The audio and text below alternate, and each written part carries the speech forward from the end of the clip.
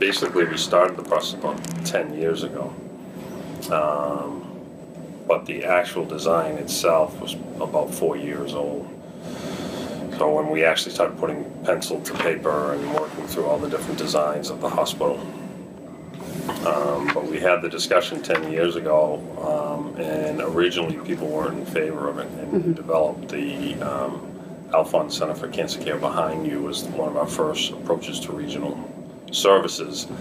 That was so successful, and we worked through a complete planning process to say if we weren't going to regionalize, what were our other options, and finalized that complete process, and basically became evident that this was the right thing to do, was regionalize all inpatient care here. Just between the community and the Alphonse, we had over $47 million raised for the project. This project was $312 million project, and then we have $10 million that we're going to spend at Thayer, creating a comprehensive outpatient center at the Thayer Center for Health. It was about $100 million when we looked at our existing facilities, but it would have been another patchwork of renovations that basically didn't accomplish what we wanted to. So we saw that really to set ourselves up for the future and to design something that was not only flexible but also had all of the services that we needed and the amenities we thought were important moving forward for the future.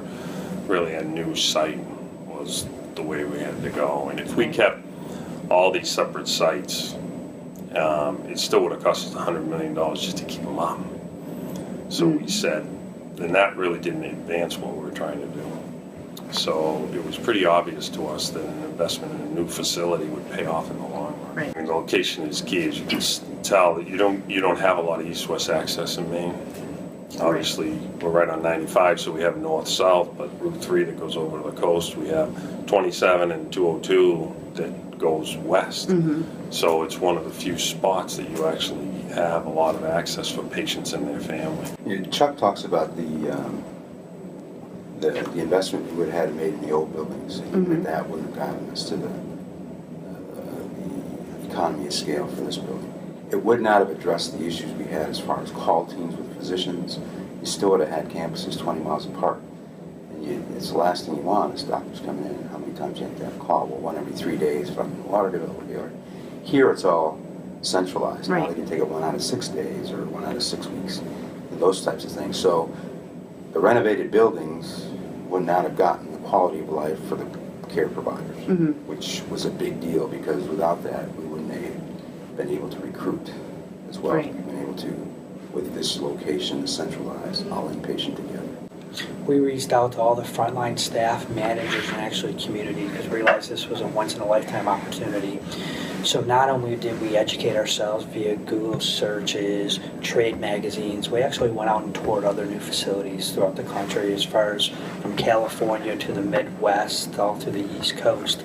And we came back, collected this information. We had about 250 staff members that were involved in the process, and not just coming to one meeting and involved totally in the process all the way through.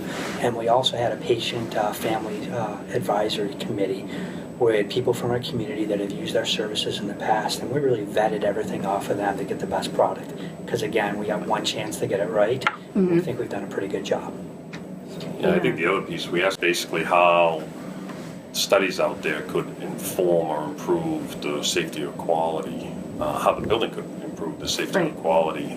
So for example, there was one study out there that said if you put the head of the bed by the entrance to the bathroom with a handrail from the head of the bed to the bathroom, you could reduce falls from 10 to 15%. So we took all those evidence-based design criteria and we said these are non-negotiables as we design.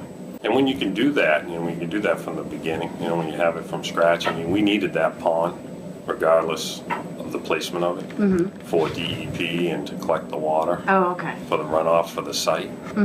So most places they put it out in the back somewhere where nobody sees it, but we said we'll use it, as a natural enhancer to the overall beauty of the facility. Effectively, right now, we were shooting for Silver LEED certification. We basically said we don't want to do things just to do them if there's not going to be payback for it. So overall, we looked at everything, what the short-term payback would be for the investment, but we've done everything from ice makers that make ice at night when electricity is cheap, and then we use that for air conditioning during the day, or collecting rainwater off the roof for make up water for the heating system. So there are a lot of efficiencies. We're going to save 1.2 million gallons of water with this facility. So there's a lot of things that, quite frankly, are financially feasible that help you in the long run lower your costs.